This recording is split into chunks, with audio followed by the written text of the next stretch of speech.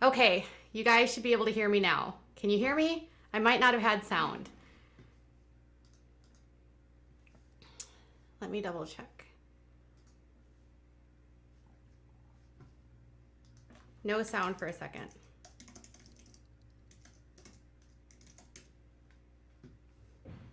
All right.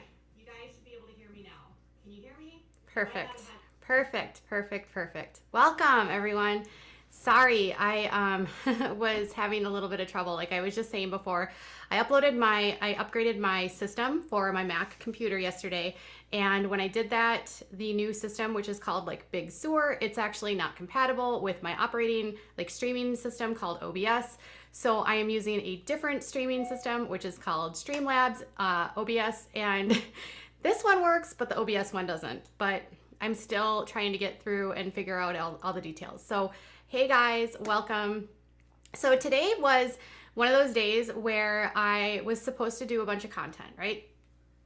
But yesterday I told you how I was going to be doing a few different things on this platform.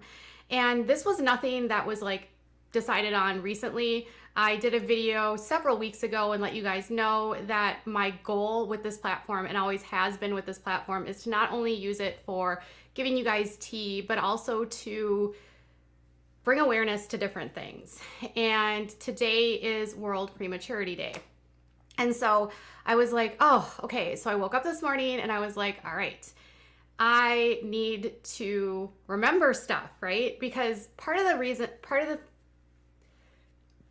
process of when you go through an experience like this, I can't say this is for everyone, but this was just my experience, is that you don't always remember everything. Some of the stuff that happens, you kind of just stuff it down. It's really hard to remember.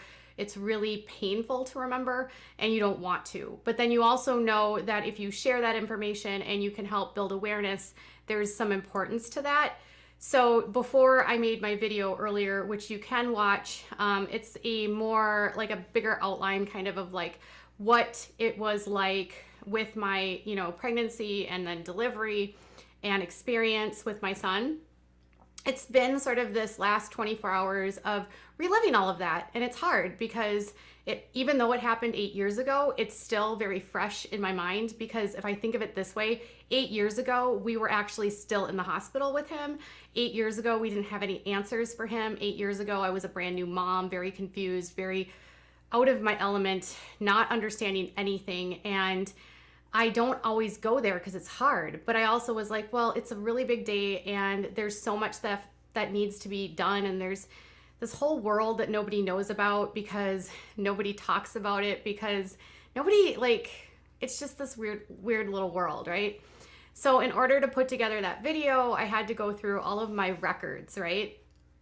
So I had to go over to my OB's, my online records with my OB, and look through all of my test results to remember what happened, what week was it, what were my levels, what was going on, who was there, what was happening.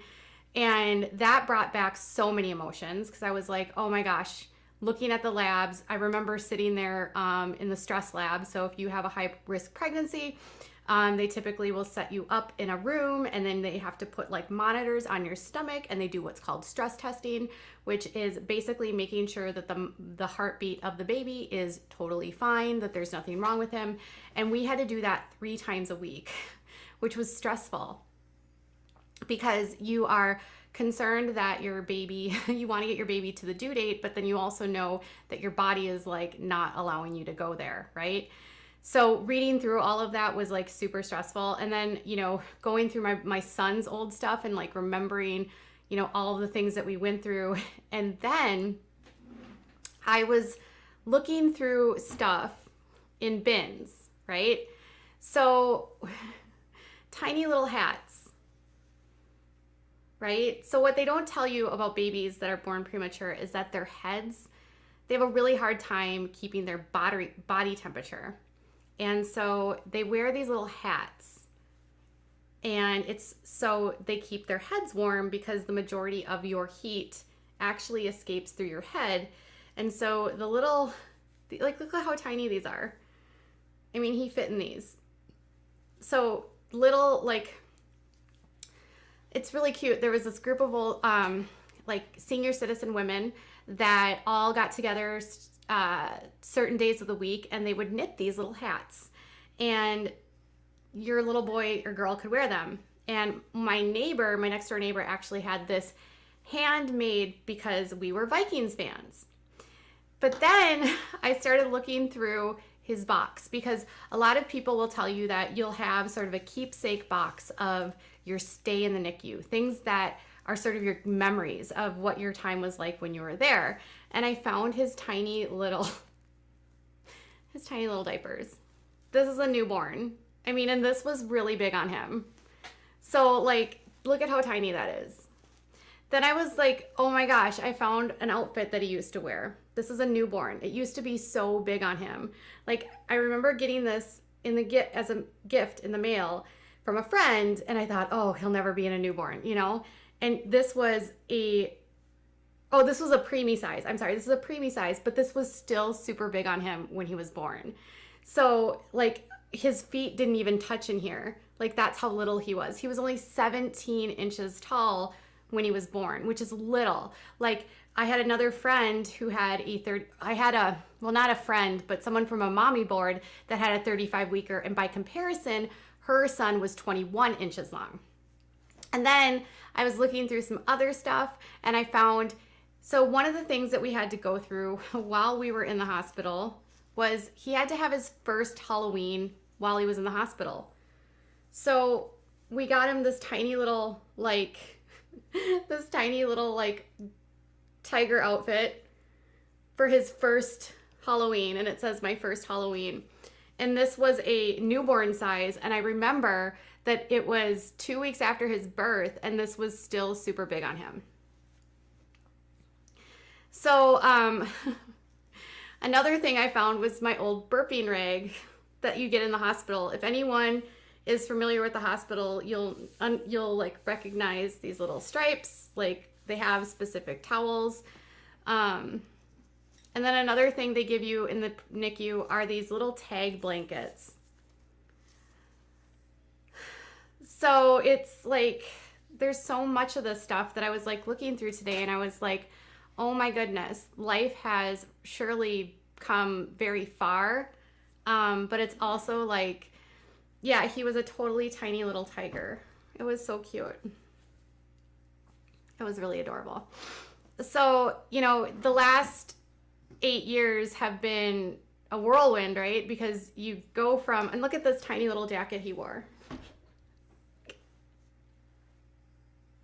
How did he have this tiny little jacket?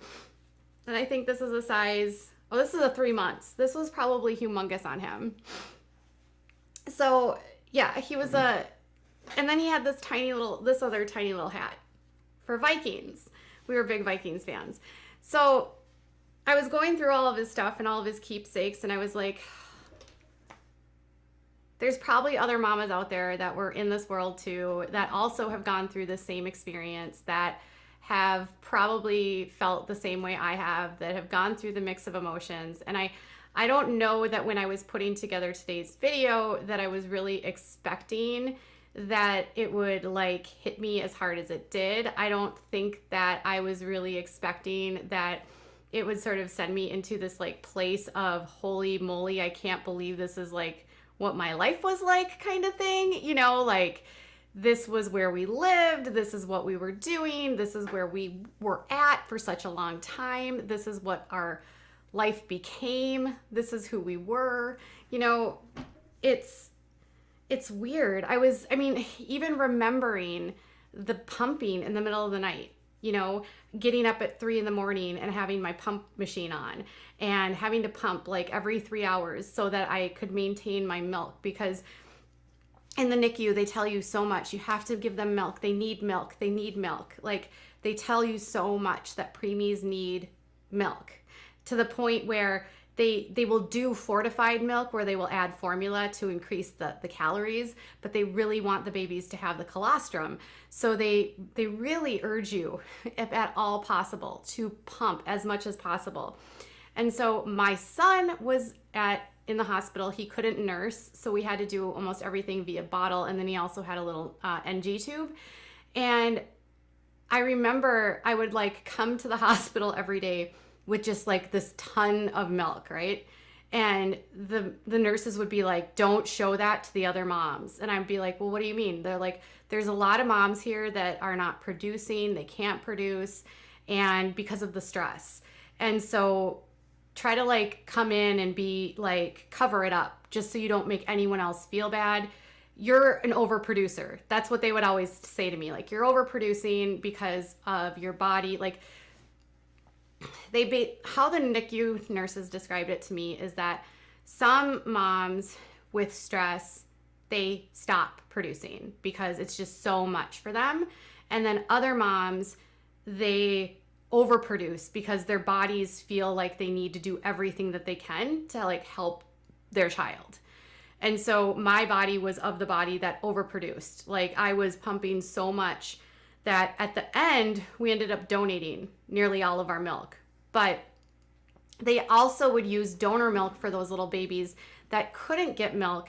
And so it was always such an interesting experience being a part of all of this, because I'd be like so stunned, you know, by all of this, and the pumping, the bottles, the pumping bags, you guys. Yeah, breast milk is definitely easier on their tummies, but it also provides antibodies.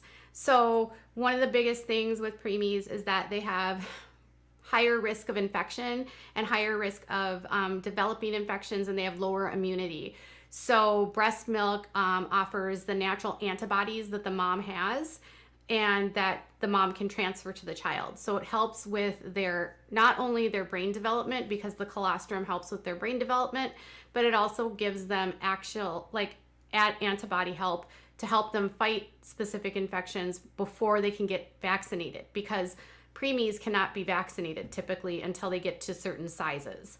So your typical, like, I'm going to go this and get these shots, it all gets delayed because you're waiting for the baby to sort of grow, but they also need to be kept in a bubble and you need to keep them safe. So it's kind of a lot when you think about it. And it's been one of those days where I'm just like, I can't believe this is what my life used to be like. I can't believe this is where we were at. And I still remember, now this specific hat is one that I love, but I also have a very, he was wearing this outfit the day that we took him home from the hospital. And one thing they don't really tell you is that sometimes preemies come back to the hospital. So they'll be doing really well and they'll be ready to be discharged, and then they'll have a setback. There can be a lot of different things that have them have a setback. They can have something that was chronically lingering that they hadn't found yet, which is what happened with my son. One of my girlfriends, her daughter ended up getting RSV. Another one of my friends, they had some issues with oxygenation, and so the baby was having like too many apneic spells at home, so they had to like bring him back into the hospital. So they can discharge, but they can also end up back in the hospital, and that's what happened to us. So we were home for around 7 weeks after spending 7 weeks in the hospital, and then we went back to the hospital for 3.5 more weeks, and my son was wearing this tiny little hat on his head, and he stopped breathing at home, and it was really, really scary. And he had this little onesie that he wore with it that matched this. And so, like, I don't get rid of this because I kind of want to remember, like, what happened that day as sort of like this is what you had on and you completely kicked butt, like you survived. It was one of those days where I don't think that whole day I'll never forget. But, you know, the biggest fear we had when we got discharged was the doctors basically saying, well, if we miss something and he ends up coming back, you know, that can happen. And that's exactly what happened. And so we missed a humongous thing. Like they missed a huge, huge diagnosis that could have really, really changed a lot of things for him. And for like his treatment, like he probably would have been he probably wouldn't have spent as much time in the NICU had they determined what was going on with him when he was born. So they caught some of the stuff, like they figured out a few of the things while we were in the NICU. They found the congenital heart stuff, and they, they were on the right track with the liver thing. So I was telling you in the previous video that his liver wasn't working and they didn't know why. Well, that was because his thyroid wasn't working. So he doesn't have a pituitary gland. And they didn't know that. There was a lot of weird things that were happening with him in the NICU. Like his blood sugar was dipping a lot, and they attributed that to being a premature baby. Their blood sugars are all over the place. He had a hard time regulating his body temperature. That is also a product of having a low, two things, low cortisol and low thyroid. Well, they also attributed that to premature babies because premature babies also have a hard time regulating their temperatures. He also had a hard time regulating his blood sugar, which again can happen with preemies. So a lot of the things that he was going through, they believed were just typical preemie stuff, but then it wasn't really resolving. So long story short, that day in January, it was the same day I went back to work after 6 months away from work, is when he had his adrenal crash.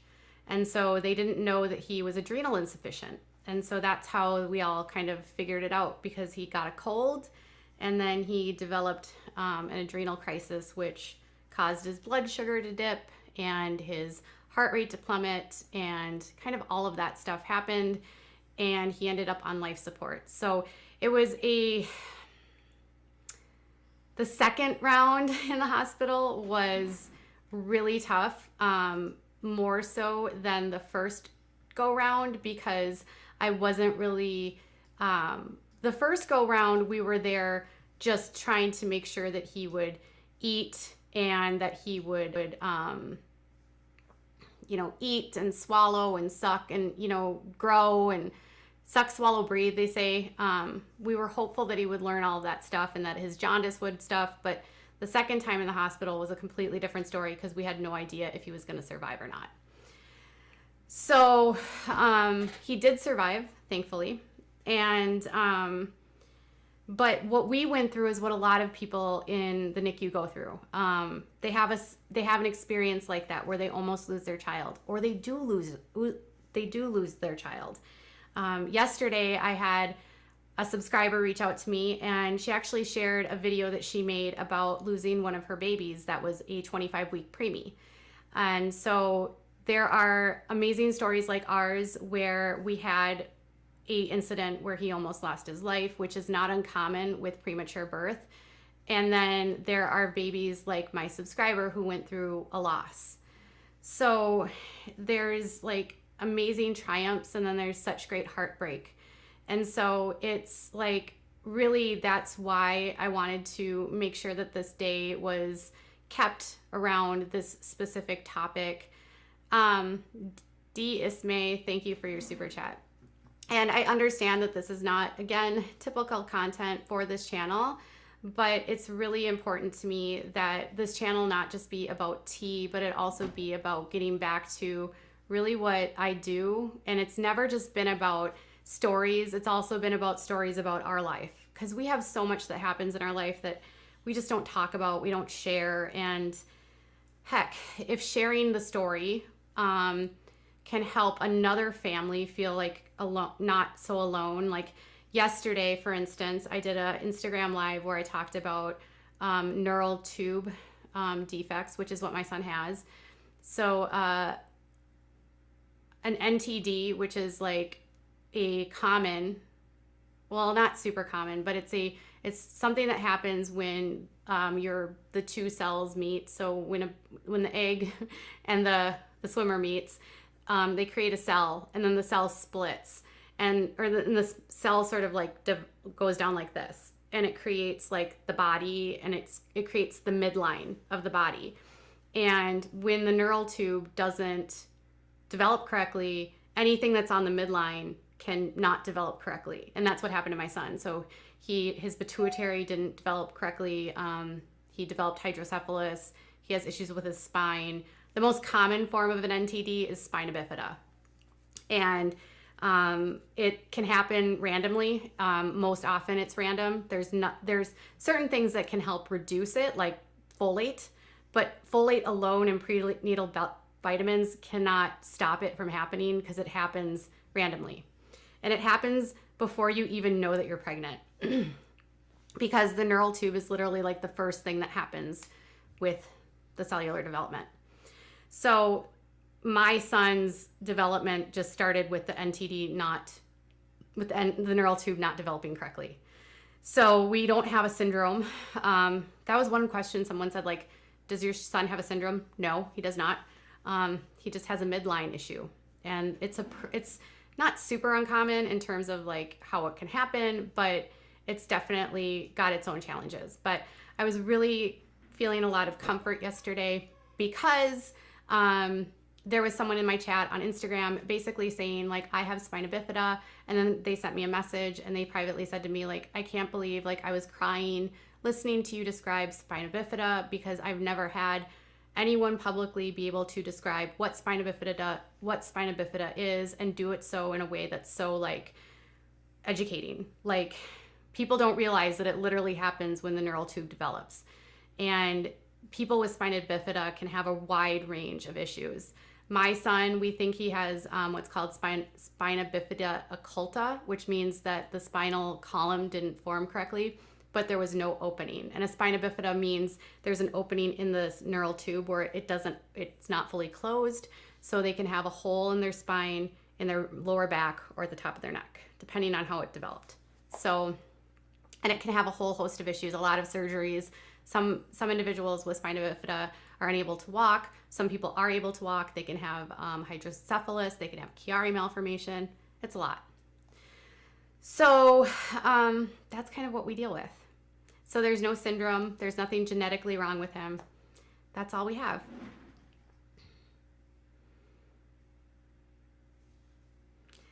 So I am at a point now where I just want to thank you guys for, really continuing to stick with me and to be here with me. I realize there is so much out there right now, and you know what? I'm just going to keep focused on what matters and who matters, and you all matter to me. So thank you guys so much for listening today, for sharing your stories, for, being open. That's like what I've always loved about this community, is how amazing you guys are, how willing you guys are to share your hearts with everyone. I love that I've always had such a large population of moms that are raising children with special needs or autism or chronic illnesses. I love that I have so many followers. That this was another cool story. Was another woman reached out to me, and she was very premature, and she has cerebral palsy, which is a common complication with premature birth. And she sent me a message, and she's like, thank you so much for sharing. Like, I am 30 years old and I have cerebral palsy and I am wheelchair bound, but I have a fully independent life and I'm doing so great. And I'm like, it's nice to see other people sharing their stories. So you never really know, like, when you share your story, how it's going to impact other people. And that's why on World Prematurity Day, they say, share your story, because there's a lot of people out there that are fighting the same battles, and we're not alone, even though we feel like we are. I hope that makes sense. I shouldn't be, is it buffering? I hope it's not buffering. Anyways, I have to get going because my husband got a headache and I need to get my son ready for bed. But I am so grateful to all of you that continue to support me, and just know we're going to keep on going and keep doing what we can do to, have this community be the best that it can be. It's going to go, we're going to go through ebbs and flows. There's going to be chaos. There's going to be nothing. But what got me here, ultimately, what gave me my platform, was sharing the stories of raising my son, and just what it's like to live in this world. And I don't ever want to get so far removed from that. I don't ever want to not I don't want to disassociate or disconnect from it. November is National Adoption Awareness Month. Interesting. I'll have to look into that. Some people were asking like why I'm talking about certain things and not talking about other things. And I have so many things that I always want to bring awareness to that specifically are dealing with our family because of all the complex issues with our family. But I'm always open to other suggestions. So if you have something that you want to build awareness to, the hardest part for me though is that it's hard for me to tell the story of somebody else. So it would have to be, if I'm going to do awareness for something else that doesn't relate to me, I'd have to have someone else come on and tell the story. Because I'm not going to tell the story about, someone had asked me about how October was pregnancy loss, right? And I have never had a loss. That doesn't, and so I couldn't speak to that. While I find it so tragic and sad for those women that do experience it, it's never something I've experienced. I've only ever had one pregnancy and it turned into a preterm birth. So I've only been pregnant one time. So there's so many different things. Oh, Abigail says she's wheelchair bound too. Well, thank you for sharing that people with disabilities and in wheelchairs can live a fully independent life. Of course you can. You can do anything. It's amazing. We have, I loved hearing her story. So thank you guys for being here. Thank you guys for listening. I hope you guys have a great day. I didn't want to distract today with content that was like tea. I was like, I wanted to focus specifically on this topic and just give it time to simmer. So thank you guys for being here with me. Bye.